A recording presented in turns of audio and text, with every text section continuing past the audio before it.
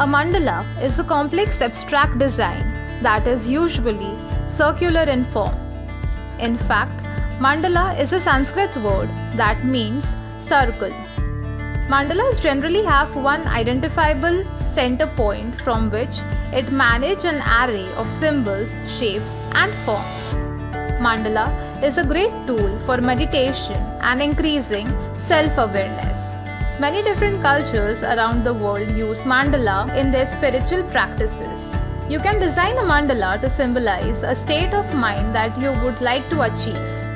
The best thing about designing your own mandala is that you have the freedom to choose whatever shapes and colors that you feel expresses your sense of self and your view of reality.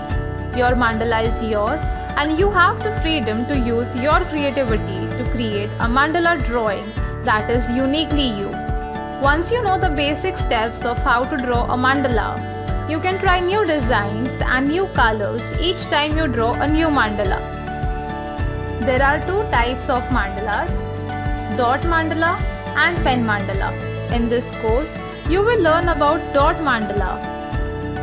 Following are the lessons which we are going to learn in our dot mandala course.